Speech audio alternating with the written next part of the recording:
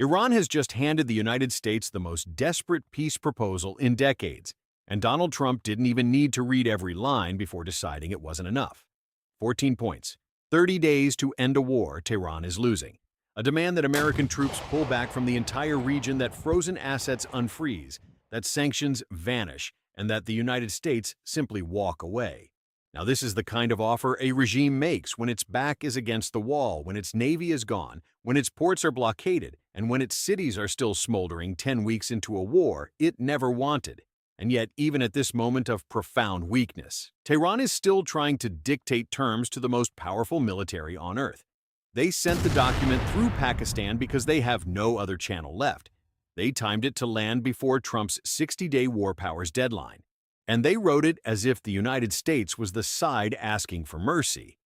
In the next few minutes, we're going to break down every demand on the table, every reason Trump just laughed it off, every weapon Washington still has loaded, and the one move that could end this war for good before the month is out. So let's start with what actually happened. Late on Thursday, May 1, 2026, Iran's Deputy Foreign Minister Qasem Gharibabadi handed a sealed envelope to Pakistani diplomats in Islamabad. Inside that envelope was a 14-point peace proposal designed as a direct counter to the 9-point framework Washington had floated weeks earlier. According to NPR and the Iranian state-run Tasnim news agency, which were among the first to confirm the contents, the document made one demand absolutely clear above all others. Iran wants the war over within 30 days, not extended, not paused, over.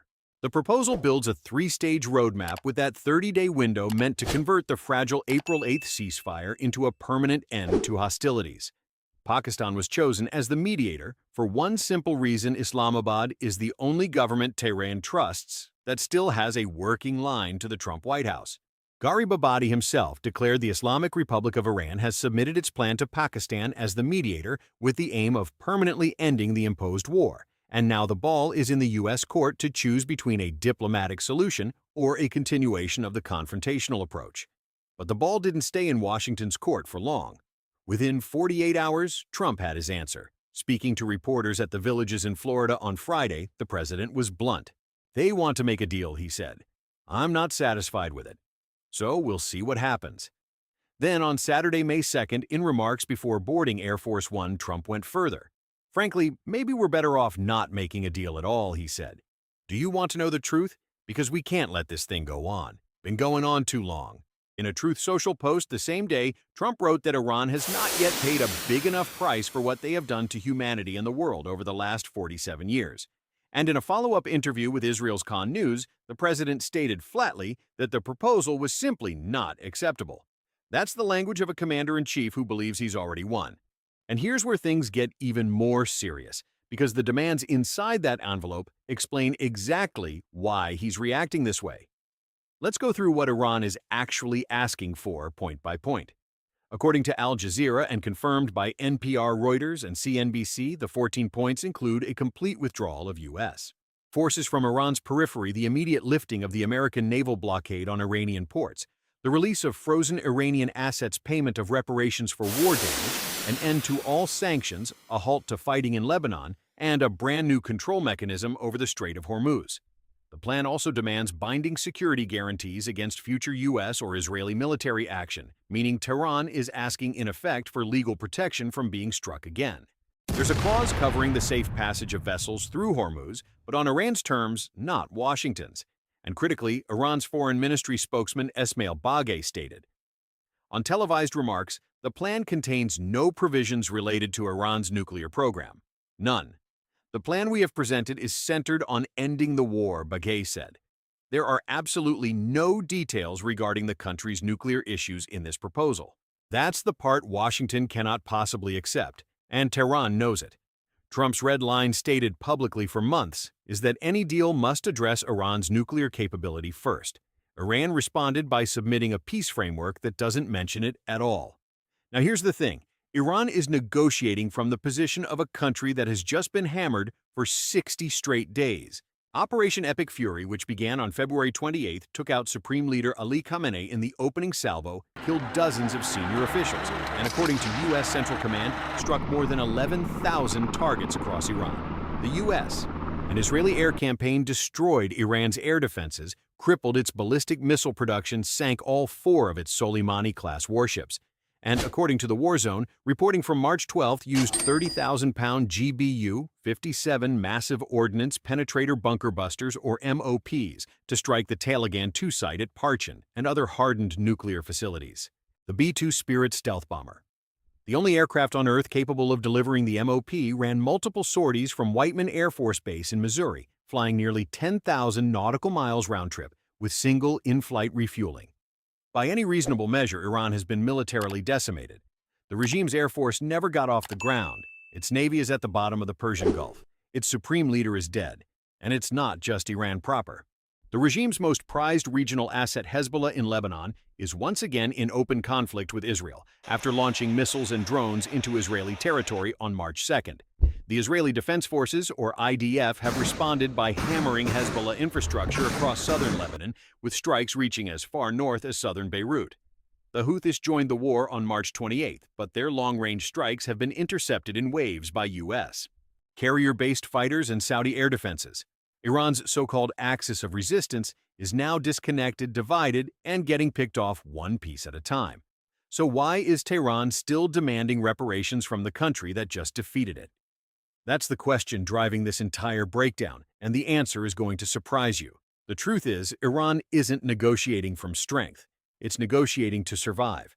The 14-point plan isn't a serious proposal. It's a stalling document. Every week the ceasefire holds is another week the regime can rebuild, regroup, and rearm. And Trump knows it.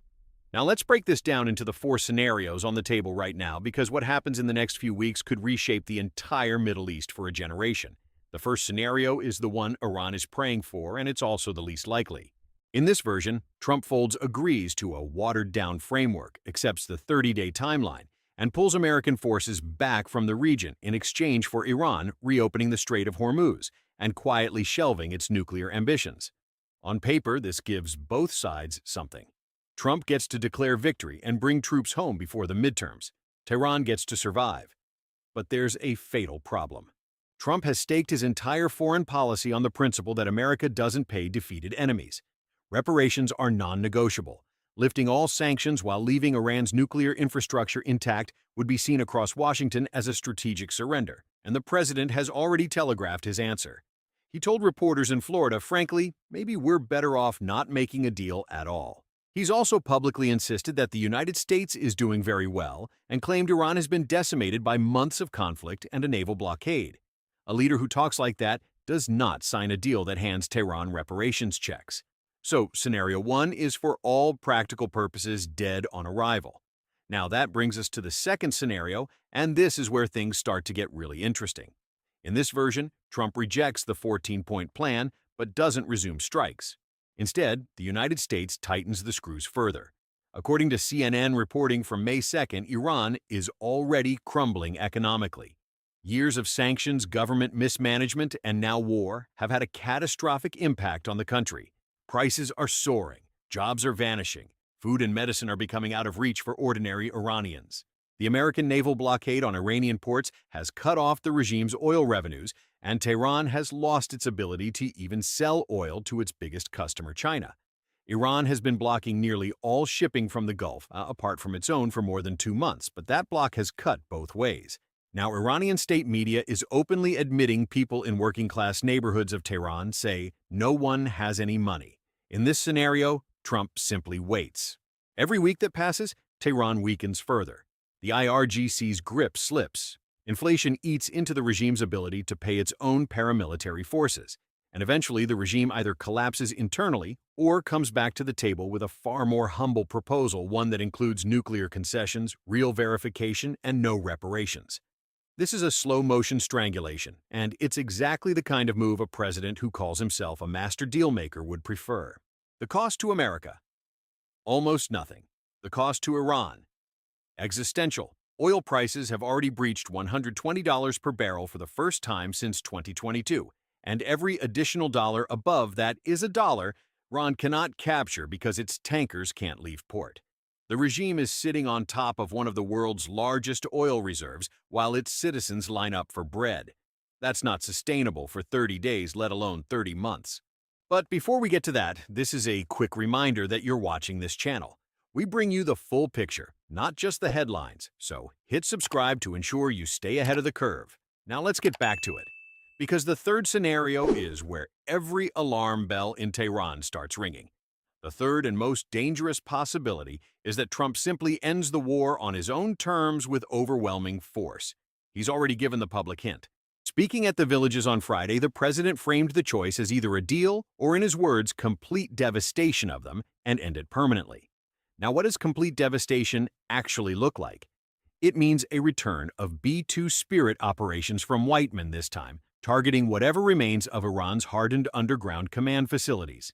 It means tightening the blockade to absolute zero, stopping every ship attempting to enter Iranian waters under any flag, and the U.S. Navy has already shown it's willing to do exactly that. Just last month, American forces seized an Iranian cargo ship and took its oil. Trump bragged about it himself, saying the U.S. was sort of like pirates as he described the Navy firing on and boarding the vessel. The third scenario also means more strikes on the few hardened sites that survived the February 28th opening salvo. Some of those facilities are buried under reinforced concrete and dozens of feet of soil, exactly the kind of target the GBU-57 was designed to crack. According to the war zone, the MOP can penetrate at least 60 meters of concrete and earth before detonating, and the bomb's blast radius underground is enormous. Each B-2 carries up to 2 of these 30,000-pound monsters, and during last year's Operation Midnight Hammer, 7 B-2s dropped 14 MOPs on Fordow and Natanz in roughly 25 minutes, what General Dan Kane, the chairman of the Joint Chiefs, called the largest B-2 operational strike in U.S. history. A second wave like that, focused this time on whatever is left of Iran's command bunkers, would not just decapitate the regime. It would erase its ability to ever rebuild a nuclear program in any meaningful time frame. Israeli aircraft which lacked the GBU-57 would handle softer targets in parallel, and the U.S. naval blockade, already crippling, would simply turn the screws until Tehran has no fuel, no income, and no air left to breathe. Now there's a complication here that's not being talked about enough. According to a CNN report from April 21st, U.S. stockpiles of key munitions are running low. At least 45% of the precision strike missile inventory has been expended. Half of the Theater High Altitude Area Defense or THAAD interceptor stockpile is gone. Nearly 50% of Patriot interceptors used to defend American bases have been fired. Pentagon contracts to ramp up production were signed in March, but according to CSIS analysts, full replenishment will take 3 to 5 years. Now, Trump publicly disputes this. "We're stocked and locked and loaded right now," he told reporters before departing the White House. "We have more than double what we had when this started." But internal Defense Department assessments tell a different story, and 3 sources familiar with those assessments confirmed the shortages to CNN. So here's the question. Does Trump still have enough firepower to end the war in a single overwhelming wave? Probably yes. Does he have enough to fight a second simultaneous war elsewhere if China or North Korea moves while America is locked into the Persian Gulf? Probably not. And that's where this whole calculation gets dangerous. If he gives the order to escalate, Iran's regime simply doesn't survive the next 30 days, let alone negotiate a peace plan. And this is where Tehran's nightmare truly begins. But there's an even bigger issue behind all of this. The fourth scenario, the one nobody in Washington wants to talk about openly, is what happens if the war drags into month 4, month 5, or longer. CNN's investigation, published May 1st, by reporters Tamara Kablawi, Haley Britsky, and Allegra Goodwin, found that at least 16 U.S. military installations across 8 Middle Eastern countries have already been damaged by Iranian strikes, making up the majority of American military positions in the entire region. The damage includes high-value assets like advanced radar systems and communications nodes. One congressional aide told CNN, "I've never seen anything like this before." Another U.S. source familiar with the situation echoed exactly the same words. Many of these assets are expensive and difficult to replace, and Tehran clearly identified them as the most cost-effective targets in the region. The Pentagon's comptroller, Jules Hurst III, testified to lawmakers that the war has already cost $25 billion. But a source familiar with the assessment told CNN the real number is closer to 40 to 50 billion.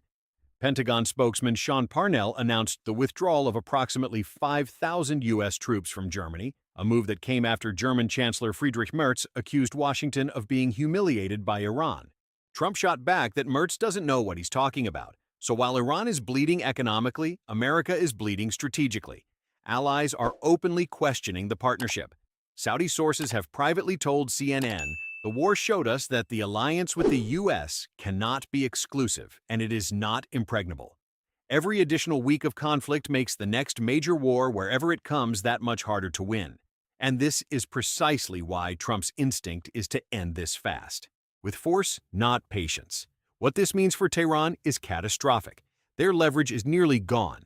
Their economy is collapsing. Their military is shattered. Their supreme leader is dead. And now, their best diplomatic offer has been publicly dismissed by the most powerful man on the planet. According to the May 1st Washington Post ABC Ipsos poll, 61% of Americans now call the Iran war a mistake, a number that almost matches the 59% who said the same about Iraq in 2006. But that political pressure cuts both ways. It pressures Trump to end the war, but it also pressures him to end it with a victory headline, not a compromise. And a 14-point plan demanding American withdrawal reparations and a hands-off Hormuz mechanism is the exact opposite of a victory headline. The Iranian regime, fractured, isolated, and economically gutted, is now staring at a closing window. The April 8th ceasefire, which Trump unilaterally extended on April 21st, is the only thing keeping the bombs from falling again. And the president has now publicly stated that if Iran does something bad, there is a possibility strikes resume. The diplomats in Islamabad are still passing messages back and forth. U.S. Special Envoy Steve Witkoff confirmed the U.S. and Iran were in conversation. But the conversation itself has become asymmetric. Iran sends 14 demands. Washington sends a one-line answer. That's not negotiation. That's surrender being slow-walked into a written document. So the real question now is this. Will Trump pull the trigger on another wave of B-2 sorties before the month is out? Will he wait Iran out and let the regime collapse from within while the blockade does the work? Or will Tehran, sensing the end, rush back with a new proposal, one that finally includes the nuclear concessions Washington has been demanding from day one? The answer is going to define the second half of 2026 and possibly the next decade in the Middle East. And whatever happens, you'll hear it broken down here first. Subscribe to this channel and turn on notifications so you don't miss a single update as this story develops. Until next time, keep your eyes on the Persian Gulf, because that's where the next chapter of this war is going to be written. We'll see you on the next one.